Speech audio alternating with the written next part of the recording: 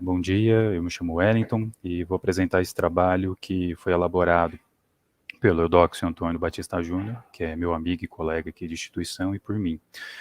A motivação por esse trabalho é que, bom, eu concluí recentemente um mestrado no tema e também sou geógrafo aqui no Ministério da Agricultura, Pecuária e Abastecimento, numa coordenação que trabalha no fomento às indicações geográficas.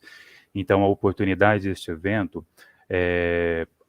foi uma grata situação aí para eu pensar um pouco sobre esse tema e também sobre a nossa atuação. E como que está estruturado o trabalho? Uma introdução, a ascensão, o segundo item é a ascensão do comércio internacional e surgimento dos direitos de propriedade intelectual. Na sequência, as indicações geográficas como reconhecimento de territórios, essa seria, digamos, a tese que eu vou defender a partir dessa convergência dos toponímias em ativos de propriedade intelectual e as considerações finais. Então, para introduzir, as indicações geográficas são ativos imateriais, né, que estão dentro do escopo do direito de propriedade intelectual. Então, por ativos imateriais, entenda-se que elas não têm, apesar de estar relacionada à materialidade de uma mercadoria, elas em si não têm, que são os nomes, no caso, né? O apelo delas é pela distinguibilidade do nome, e isso numa perspectiva de economia de mercado, ou seja, entende-se que esses nomes imputam valor é um elemento, é um elemento de valorização de determinados produtos.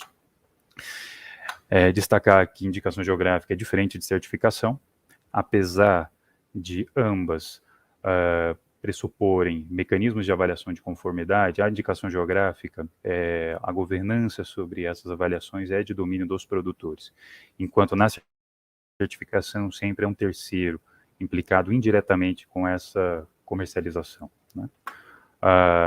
As indicações geográficas no Brasil permitem apenas o registro de nomes geográficos de lugares ou regiões que guardem forte ligação com o produto ou serviço. Isso é importante esse destaque, ou melhor, porque, diferentemente de outros países, principalmente na Europa, que há a permissão de utilizar nomes típicos, aqui no Brasil não. E, no caso, a gente observa que essa relação entre G e toponímia é tão imbricada que constitui uma composição objetivada de valor, no caso, seja pelo aspecto simbólico, financeiro e reputacional, né, que denota uma distinção positiva. Indo para a segunda parte do trabalho, a gente vai observar que a partir do século XIX a gente tem, já no contexto já de industrialização, uma ampliação, aliás, a partir da primeira Revolução Industrial, uma ampliação do comércio internacional. Então, há um aumento da circulação de mercadorias pelo globo e, consequentemente, uma imbricação maior entre espaço geográfico e mercado, sobretudo pelo incentivo à criação de grandes centros urbanos, principalmente a partir da Europa, que depois, nas décadas seguintes, se espraiou também por outros países, e também por uma divisão territorial do trabalho. E a gente vai observar a constituição de novas institucionalidades no escopo do direito de propriedade intelectual. Porque com a Revolução Industrial, enfim, com essa ampliação da divisão social do trabalho, a gente vai observar que os aspectos de valor que recaem sobre essas mercadorias, sobre a sua materialidade, elas não vão se fazer representadas apenas ou somente pela representação material, mas também por essa representação imaterial, que no caso das patentes, desenhos industriais, vai ser pela originalidade, pela inovação, pela inventividade, assim como a autoria também, questões de direitos autorais também vai ter essa repercussão. E no caso das marcas e indicações geográficas, seriam os elementos de comunicação, que marcaria a distinção desse produto ou uma certa reputação. E é interessante que a gente vai observar justamente a convergência pelas IGs de nomes típicos e de toponímias em ativos de propriedade intelectual. E nesse ponto vale um destaque. É conhecido registros históricos sobre lugares que se tornaram conhecidos como lugar de produção, como centro de produção e extração de determinados produtos. Por exemplo, uma referência que me vem é o cedro do Líbano ou mármore de Carrara. Mas apesar disso guardar uma característica do que poderiam chamar de uma proto-indicação geográfica, A simples relação ou fama desse produto, desse lugar com o produto, não ensejaria uma espécie de indicação geográfica antiga. Porque a gente vai observar isso enquanto um fenômeno a partir do século XIX, uma vez que as relações econômicas elas ganharam tal complexidade a partir de uma produção mais potente, né, pela divisão social do trabalho, que você precisa que o domínio sobre a propriedade desse bem ou essa influência desse meio, ela pode ser cooptada ou falseada por outros lugares. Então, indicações geográficas, a gente está falando o quê? De uma institucionalidade de direito que garante a propriedade sobre esse ativo imaterial. E no caso da EG, a gente tem uma ênfase vinculativa de distinção de mercadorias. E que, principalmente dos países que foram os precursores, eles começam a gerar influências sobre esse domínio a partir de acordos multilaterais sobre os direitos de propriedade intelectual. Nós vamos ter, por exemplo, a Convenção da União de Paris no final do século XIX, o Tratado de Lisboa já em meados do século XX, mas o que principalmente influenciou fortemente o contexto brasileiro foi o acordo sobre ativo de propriedade intelectual, que é mais conhecido pela sigla TRIPS, né, que é de 94, que embasou a constituição de um órgão multilateral de arbitramento sobre as relações econômicas do comércio mundial, que é a Organização Mundial do Comércio, e cuja repercussão no Brasil, uma vez que o Brasil assinou esse acordo, é a atual Lei de Propriedade Industrial, a Lei 9.279 de 1996. E essa lei, dentre os ativos de propriedade intelectual, ela vai prever duas modalidades de indicação geográfica, a indicação de procedência e a denominação de origem. Eu não trouxe aqui a definição tal qual a lei, mas eu achei melhor, mas o objetivo é trazer a essência, né? No caso da indicação de procedência, a ênfase é a notoriedade do nome geográfico vinculado a essa mercadoria, né? Seja ela um produto ou um serviço. E no caso da denominação de origem, está centrado na particularidade estabelecida pelo nexo causal entre o meio geográfico e as características da mercadoria. Notem que, aliás, é importante notar que a legislação não traz uma distinção hierárquica entre elas. Elas estão no mesmo nível, né? Há uma colateralidade entre elas. Na IP, esse vínculo é destacado pela notoriedade, pela reputação constituída, e no caso da denominação de origem, por aspectos objetiváveis, claramente manifestados do nexo causal entre o meio geográfico e o produto. E no caso do Brasil, reforçando que apenas nome geográfico ou seu gentílico podem ser registrados como indicações geográficas, com exceção de nomes de variedades de plantas ou de raça de animais, ou um nome geográfico de uso comum, né, como por exemplo o queijo Minas. Queijo Minas hoje já se converteu num tipo de produto e não mais um produto oriundo do estado de Minas Gerais, né, exclusivo de lá, ou um homônimo de uma outra IG. E por que isso? Porque a ideia é justamente não ferir esse direito de propriedade de outro que já teve constituído, e também, principalmente, porque como a gente está tratando uma dinâmica de mercado, não afetar negativamente as relações de concorrência, sobretudo para o mercado consumidor, para que esse consumidor não fique confuso sobre se aquele produto é o autêntico ou não. Isso no contexto nacional já é uma titularidade coletiva, então é um reconhecimento de direitos de um território. Ela não vai pertencer a um grupo específico, a uma associação específica, mas sim ao território. Os requisitos para o registro é dado por essa instituição normativa do Instituto Nacional da Propriedade Industrial, no caso a IN 95 de 2018, uma vez que é esse o órgão aqui no Brasil responsável pelo registro das IGs. E hoje no Brasil a gente tem 97 IGs registradas, sendo 68 IPs nacionais, 20 DOs nacionais e 9 estrangeiras. Lembrando que dentro do direito, a noção de territorialidade, ou seja, o direito é válido dentro do território, de acordo lá com as normas próprias dadas pela Constituição, então por isso a gente tem IGs estrangeiras também reconhecidas aqui. Um caso é indicação de procedência Piauí, para cajuína, né? Cajuína é uma bebida típica, presente no estado do Piauí, também no Ceará, mas como a legislação não prevê para IGs registro de nomes típicos, então ficou o nome desse estado. Seguindo adiante, as indicações geográficas, o próximo item do artigo é as indicações geográficas com reconhecimento do território. A gente vai observar que há uma influência da noção de terroir, que deriva de uma construção, pelo menos do século XVIII ou antes, do mercado vitivinícola, né, que traz essa noção da particularidade dos territórios na constituição de um vínculo com os produtos. Então, a gente entende que o território da IG é um reconhecimento de identidade do lugar da região e que traz consigo um par contraditório de privilégio e exclusão. No caso, o privilégio daquelas áreas que compõem o território dessa IG. E exclusão, porque se ele constitui uma unidade, ele vai, obviamente, excluir as áreas ao redor. E por isso também a IG traz consigo mecanismos de sanção ou até mesmo podendo ensejar possíveis conflitos. Na IG... Wellington, 5 minutos. Obrigado. Na IG, a identidade territorial... a IG traz uma identidade territorial a lugares únicos com produtos típicos e marcada por uma tríade dada pelo nome geográfico, produto típico e território, né? O território aí, no caso, entendido como lugar, região de uma comunidade. E aqui a gente tem alguns exemplos, como as indicações de procedência de queijos de Minas Gerais, como Cerro Canastra, ou do queijo Marajó, lá do Pará. Assim como a denominação de origem da terra indígena de Iramaral para o Araná, ou Guaraná, que é uma terra indígena que pega uma parte do estado do Amazonas e do Pará. E também a denominação de origem Mamirauá, também no estado de Amazonas, para pirarucu manejado. E quais são os requisitos para o registro no Brasil, né? Primeiro, uma entidade, ela tem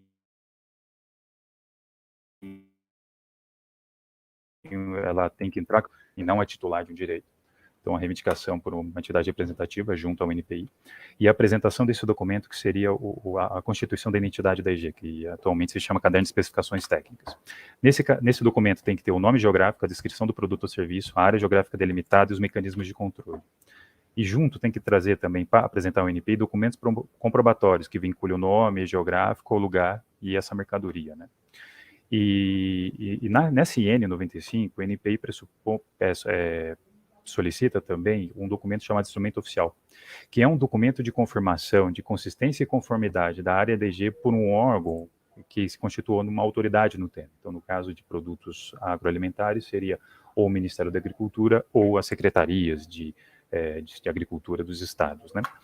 E é interessante que esse documento ele vai resguardar a identidade, a exclusividade do território da IG.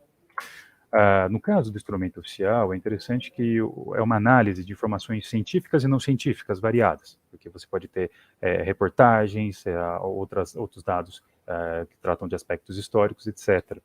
E ela é uma validação de caráter não apenas cartográfico, porque não tem uma constituição, apesar de usar instrumentos comuns, por exemplo, em zoneamentos, ele não é restrito a isso, uma vez que o que se quer se comprovar é esse vínculo, esse nexo causal do lugar com dado pela fama ou por outra característica com esse produto.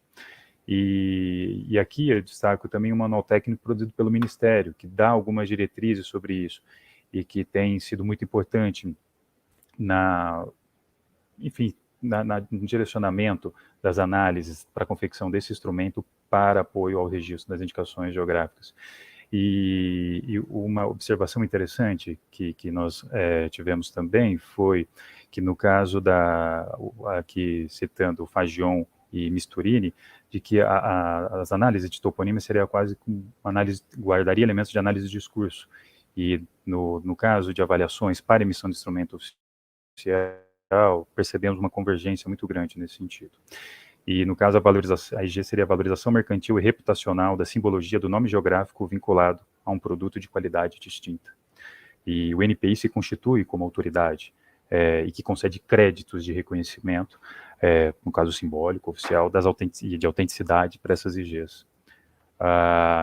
Por fim, a gente observa que as IGs, então, observa-se uma convergência desses toponímos em ativos de propriedade industrial, extrapolando apenas o seu caráter de nomeação e identidade, e se convertendo também para ser uma nova forma de valorização de territórios, e a distinção dada pela reputação do nome geográfico, que é imaterial, vinculado com uma mercadoria, né? Ou seja, apesar de ser imaterial, ele tem uma repercussão objetiva.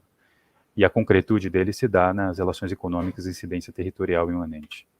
No caso do instrumento oficial, uma colaboração efetiva de outros órgãos com o NPI, E a valorização do território se dá através de análises técnicas e jurídicas, através de documentos comprobatórios. Essas são as referências bibliográficas, tá?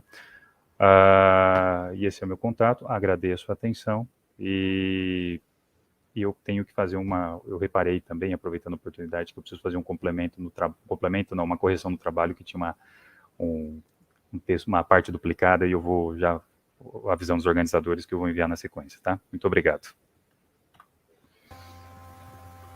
Parabéns, Wellington, muito interessante o seu trabalho.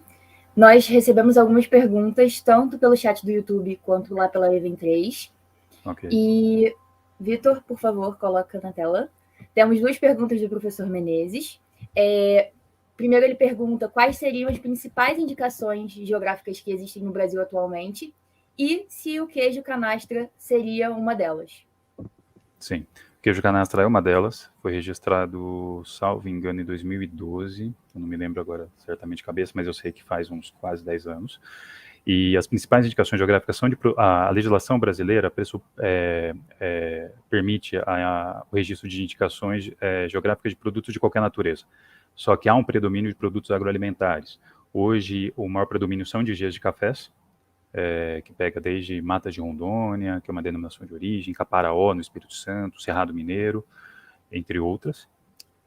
Seguidos, salvo engano, de vinhos, que também tem, né? No caso, Vale dos Vinhedos, que foi até a primeira indicação geográfica brasileira registrada. Então, nós temos uma lista aí extensa, mas que ainda não se compara, por exemplo, à tradição europeia. Assim, enfim, mas aí no site, depois, se vocês quiserem, eu posso deixar aqui no chat o site onde pode consultar a relação completa. Obrigada. Temos mais 2 perguntas. Pode colocar aí, Vitor. O Cláudio João pergunta, no Brasil existem casos de tentativa de apropriação de indicações geográficas de algum produto por outros países? Sim, há casos, eu não diria por outros países, mas por produtores de outros lugares. Exemplo, hoje o canastra uma IG muito reconhecida no Brasil e fora, né? Principalmente por brasileiros que estão fora. E canastra, às vezes, na minha leitura, um entendimento equivocado de que se trataria de um tipo de queijo. Então, qualquer queijo artesanal, feito com leite cru, com uma maturação ali de pelo menos 3 semanas, seria um canastra, que não é. Canastra é uma indicação geográfica, ou seja, é um queijo elaborado com um método próprio, com saber fazer próprio, numa região determinada do estado de Minas Gerais. E há casos, seja aqui no Brasil, até fora, eu já vi uma vez um rótulo de queijo nos Estados Unidos falando que era canastra. Há esses casos. Em geral, e é isso que, de uma certa forma, a propriedade intelectual tenta resguardar, são esses usos indevidos, né? A gente teve um caso no passado, mas que não se tratava de indicação geográfica, mas sim da apropriação do registro de uma receita específica de um doce de cupuaçu no Japão, que foi até, alguns se lembram, isso aconteceu há uns 16 anos atrás, se não me engano. Mas assim, só para esclarecer o seguinte, o que eu tenho conhecimento é esse. Certamente, à medida que um produto se torna mais conhecido e valorizado, há o risco dele ser objeto de falsificações, né, ou de usos de referências indevidas, e por isso que esse é um tema que às vezes ele acaba suscitando conflitos. Enfim, o que eu poderia dizer é isso. Temos mais perguntas? De novo, do Cláudio João. Como é feita a delimitação cartográfica da área produtora de indicações geográficas? Muito bem. Como eu contemplei, eu acho que um pouco de maneira breve, o que a gente considera, principalmente acompanhando esse tema, é que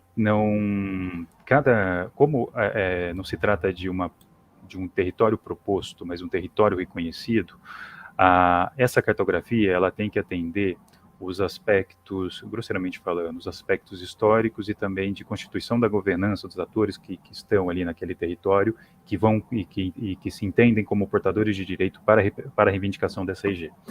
Então, você pode lançar mão de ferramentas SIG para apoiar o trabalho? Sim. Mas o mais interessante seria, eu penso que traz um pouco alguns elementos de cartografia participativa, mas não tanto no sentido pelo que eu pouco conheço, também posso estar falando alguma besteira aqui, não tanto no sentido da construção de um território, mas do reconhecimento da imbricação da relação do produto com esse território, a partir desse nome.